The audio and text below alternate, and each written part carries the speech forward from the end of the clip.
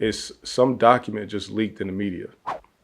And it, from the gossip of the city T, all right, I don't know how they got this document, but it leaked. And it's a document pretty much with detailing some type of crime, right? But it has a name of somebody who was informing the government on the YSL gang. The person that they name in this document is Kenneth Copeland.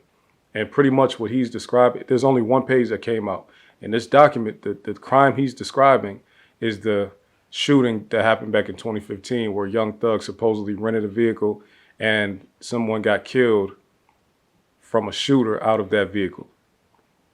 So supposedly Kenneth Copeland is saying like he's corroborating the story to say that Young Thug was a part of it. He was there when it happened. He was in the vehicle. They even jumped out of the vehicle, got in another vehicle and set it in the car. They killed Nut or whatever. All right, let me just read a little bit of it because it's like, bro, they got you like bold letters, just like telling the police what happened. Kenneth Copeland, one of the eyewitnesses and close associates of Williams, stated he was with Williams when he returned the car and used in the shooting and advised he knew it was one of the suspects used in the drive-by shooting. Oh, he knew it was the suspect used in the drive-by shooting. Kenneth Copeland stated he was in the parking lot of a McDonald's immediately following the shooting. This McDonald's is located on Old Hatefield Road and Cleveland Ave, Atlanta. Kenneth Copeland says he observed Williams driving his personal car, a white Jeep, pull into the parking lot, observe Demakion Garlington, Demise McCullen, Shannon Jackson, Diamante Kendrick. Garlington exited Williams's car and entered Copeland's vehicle and told him they just killed Nut, referring to the remaining occupants with Williams.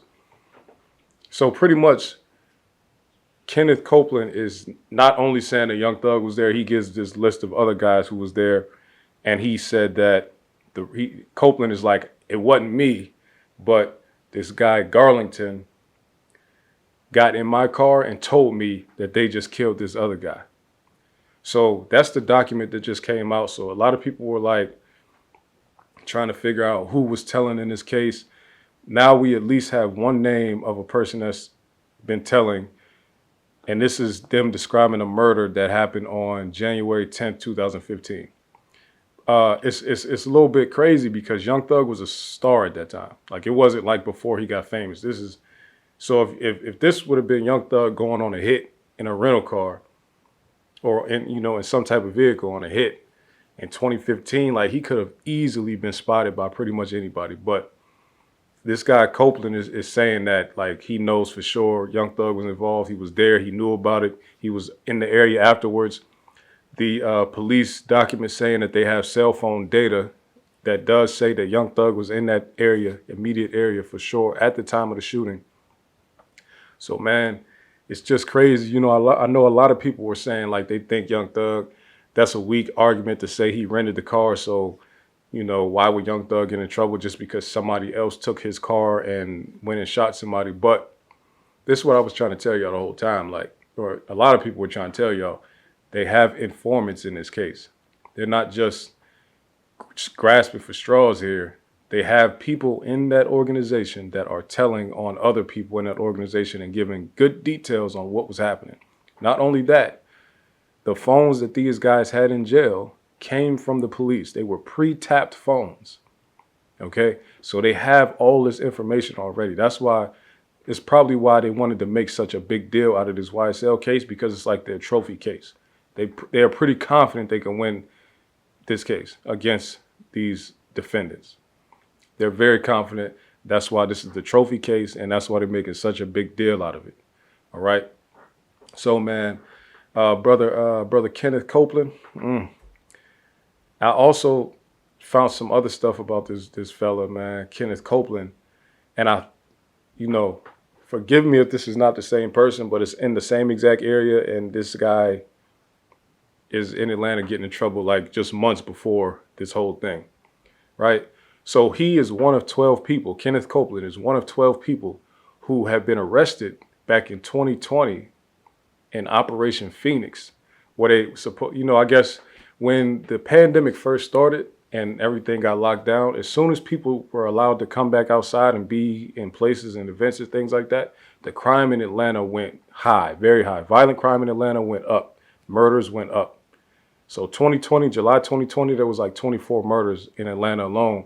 And that's very high for just 1 month in a city like Atlanta.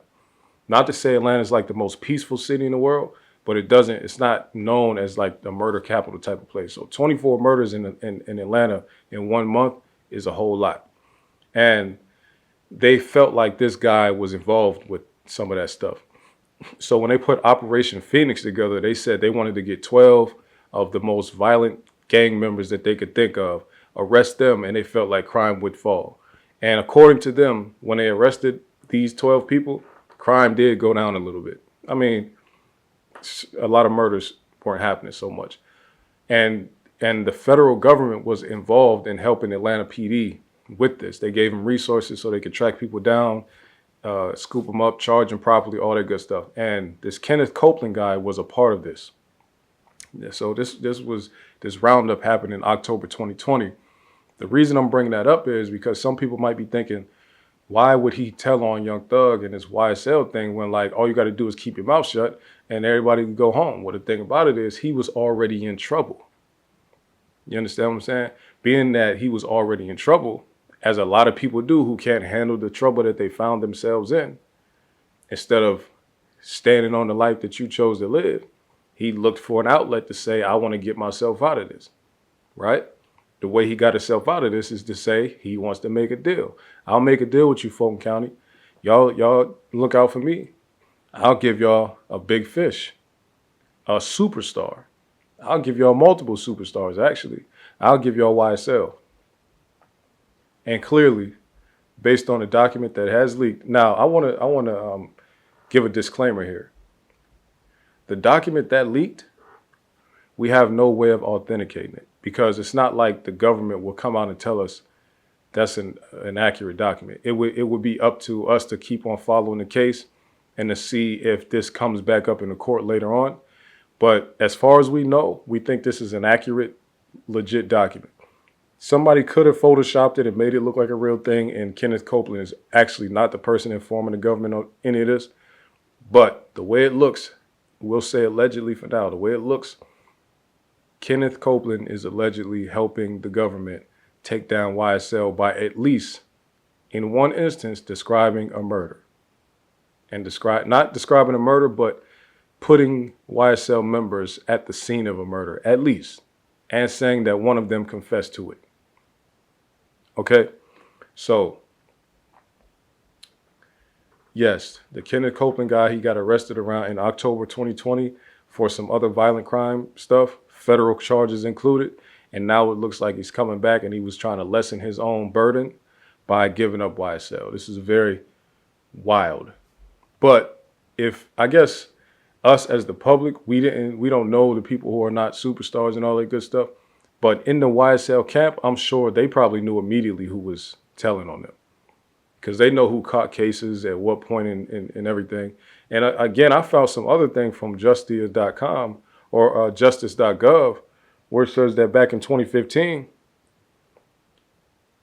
Copeland got caught with a firearm at a public gym or whatever and got sentenced to 5 years. So he would have just been getting out of prison right in 2020 and then got locked right back up with this thing. If this is him, I don't know this. Again, this is a guy named Kenneth Copeland who was the same exact age as the person in question here. And he's in the same area in Atlanta. So I don't know, but this is just what I found when researching the name Kenneth Copeland. All of this is alleged because I don't know.